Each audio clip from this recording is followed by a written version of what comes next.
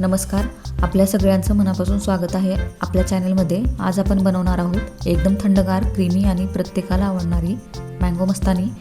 ही recipe इतकी सोपी आहे की पहिल्याच प्रयत्नात परफेक्ट तयार होईल।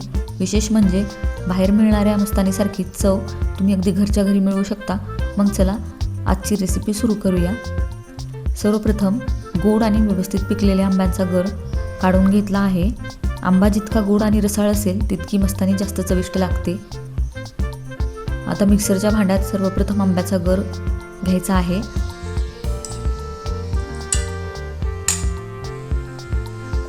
नंतर बर्फाचे तुकडे घालायचे आहेत। यानंतर चवीनुसार साखर घालायची आहे।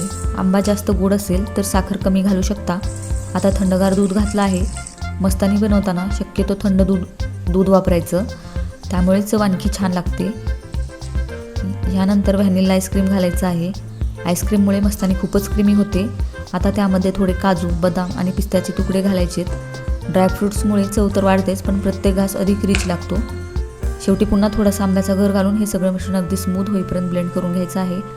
आता सर्विंगसाठी उंच ग्लास घ्यायचे आहेत। इथं मी 4 ग्लाससाठी मँगो मस्तानी तयार करत आहे, त्यामुळे 4 ग्लास घेतले आहेत। तुम्हाला जर 1 किंवा 2 ग्लास करायचे असेल तर तुम्ही ते घेऊ शकता।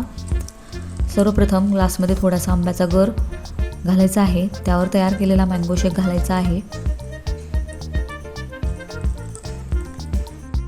मँगो शेक टाकल्यानंतर आपल्या आवडीनुसार ड्रायफ्रूट्स टाकून घ्यायचे आहेत। जर तुम्हाला ड्रायफ्रूट जास्त आवडत नसतील तर तुम्ही ही स्टेप स्किप पण करू शकता आणि डायरेक्ट आईस्क्रीम टाकू शकता, पण ड्रायफ्रूट्स टाकल्याने मँगो मस्तानी एकदम रिच लागते। ड्रायफ्रूट्समध्ये काजू, बदाम, मनुके आणि पिस्ता आणि थोडीशी टूटी फ्रुटीची लेअर मी इथे टाकलेली आहे। त्यानंतर 1 चमचा व्हॅनिला आईस्क्रीम घालायचा आहे आणि परत एकदा ड्रायफ्रूट्स पसरवायचे आहेत। यानंतर पुन्हा थोडासा मँगो शेक घालायचा, त्यामुळे मस्तानीला सुंदर लेयर्स तयार होतात आणि दिसायलाही खूप आकर्षक वाटते। आता पुन्हा थोडे ड्रायफ्रूट्स आणि वर 1 स्कूप व्हॅनिला आईस्क्रीम घालायचं।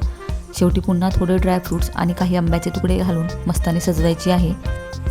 तर अशा प्रकारे आपली हॉटेलपेक्षाही छान, घरगुती आणि हेल्दी मँगो मस्तानी तयार आहे। पहा किती सुंदर, क्रीमी आणि एकदम हॉटेलसारखी मँगो मस्तानी तयार झाली आहे। ही रेसिपी लहान मुलांपासून मोठ्यांपर्यंत प्रत्येकाला नक्की आवडेल। तर मित्रांनो, आजची मँगो मस्तानी तुम्हाला कशी वाटली ते कमेंटमध्ये नक्की सांगा। व्हिडिओ आवडला असेल तर व्हिडिओला लाईक करा, शेअर करा आणि अशाच झटपट रेसिपींसाठी आपल्या चॅनलला सबस्क्राईब करा।